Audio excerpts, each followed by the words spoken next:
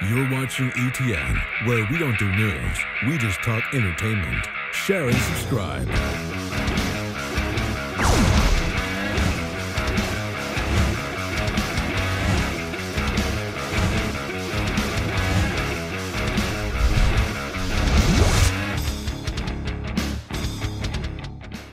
Hey guys, welcome to Entertainment Talk Nation. I'm your host Rob. This video we're going to do our weekly Godzilla talk. Yes.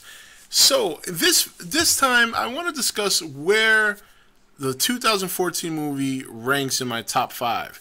Now for those of you who've seen my top 5 video, in case you don't remember, I had it as GMK was number 5, Godzilla vs. Mechagodzilla, Ghidorah the Three-Headed Monster, Godzilla 54 and Godzilla 85. Those were my top 5.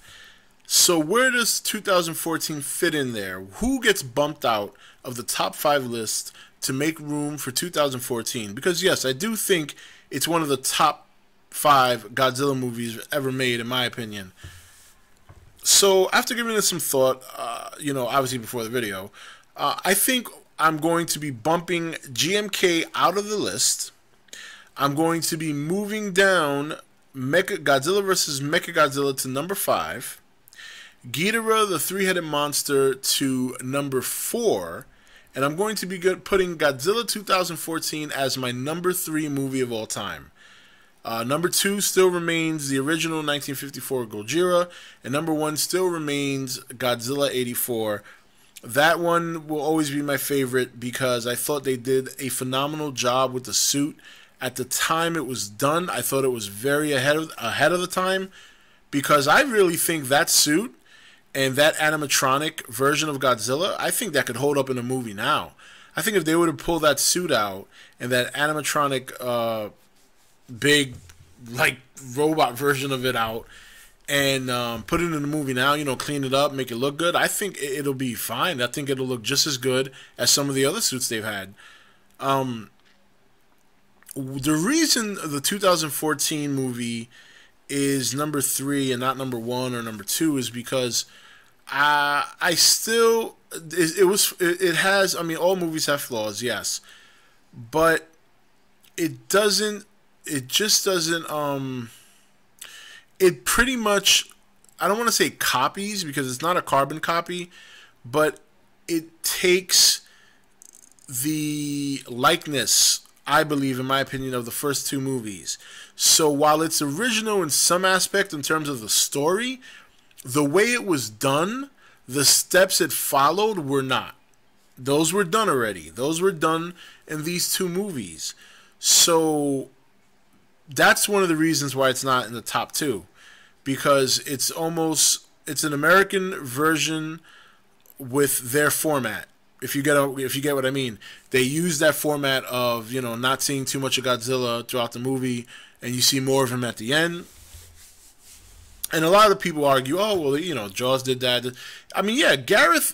There's nothing wrong with that either. I think Gareth was smart to follow some of the most successful films, and using that in his format, but that's what they do in Godzilla as well. Godzilla 84 and Godzilla 84, 85, and 54 version, that's what they did. That's what made the movie so good. The other reason he's not up there is because I did feel the movie would be a little bit darker in tone than it was. I never felt that there was super imminent danger. Yes, there was danger. People died. A tsunami killed a bunch of people. But for some reason, it didn't have, to me, that powerful human scene outside of, and even a Cranston's death, if you want to call that a powerful human scene, for a lot of people that was more disappointing or shock. When I say powerful human scene, I'm talking about like the scene in the 1954 version with the woman and her kids. Stuff like that. Like, if I would have seen something dark like that in this movie, I think definitely you get an idea that they wanted to go dark, but they really had to pull back. Maybe the rating system had a lot to do with that. Maybe there's a version out there that we may or may not see that was darker, that did show the effect it had on the human race on a more personal level. but it doesn't have that, you know, and that to me is one of the reasons why the 54 one was so great. The other reason it's not up there and why 84, 85 is and 2014 isn't is because like in 84 and 85, there was something about, first of all, it was his return, you know? It was almost like a sequel to the 54 version, where, you know, he comes out and they talk about him in such a way that they almost care for the monster in terms of, you know, rather than it's almost like they don't hate him. You know, the doctor talks about, oh well, you know, I just want to help him find his way home. The prime minister cries at the end of the movie when he drops into the volcano, and he could be crying for many reasons. He could be crying because he's reflecting on the destruction that the monster caused many years ago.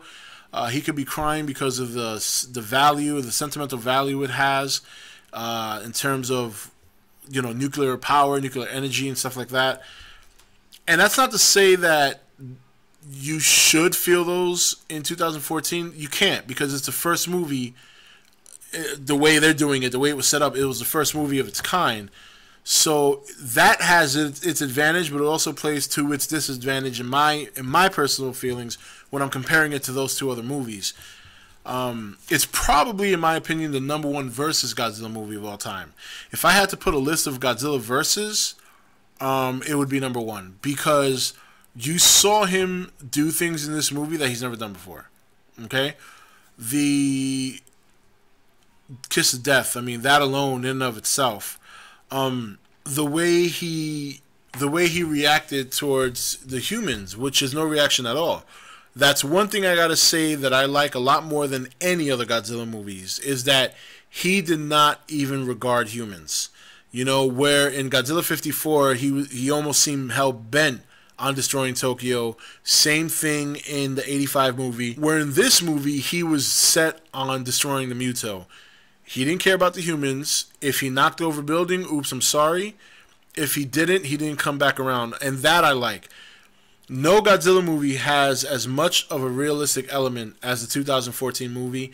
No Godzilla was ever portrayed as a giant animal monster than it was in Godzilla 2014.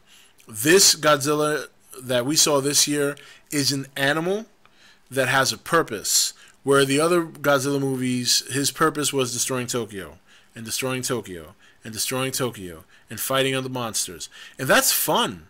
That's great. But the one I saw this year has elements about it that beat all the other Godzilla movies, bar none. The Versus element, I thought, was the best fighting Godzilla movie I've seen, because he didn't abuse his atomic breath. He actually brawled. He took a beating, and he came back. Very Gamera-ish. And I got to say, I know people are like, oh, Gamera, but hey, Gamera Heisei series was phenomenal. So that comeback element I like. So, you know, but overall, in terms of overall Godzilla movies, it's ranked #3 on my list. And those are the reasons why. You know, in terms of a versus movie, #1. Reality, #1. Portrayed as an animal and not just some lizard with feelings, or, you know, giant atomic monster with feelings. I like the fact that he doesn't care about the humans. That, to me, is probably one of the best things they ever did. Because in the other movies, Godzilla cared enough about the humans to wreck the city over and over and over and over and over. So, but anyway, that's it. So my top 5 is redone. Godzilla 85, Godzilla 54, Godzilla 2014, Ghidorah, the three-headed monster, because it's the first time I've ever seen Ghidorah, and that is my favorite villainous kaiju in the Toho universe. And #5, Godzilla vs. Mechagodzilla, because I like the story. It was very, you know, the lore in that story was very cool. And Mechagodzilla is just an awesome villain. He's my second favorite villain behind Ghidorah. And that's it. Those are my top 5. Anyway, guys, where does Godzilla 2014 rank on your list of Godzilla movies? Let me know in the comments below. This is Rob signing off for E.T.N, where we don't do news, we just talk entertainment. Take it easy. Thank you for watching E.T.N. Don't forget to subscribe and join the Nation Facebook page.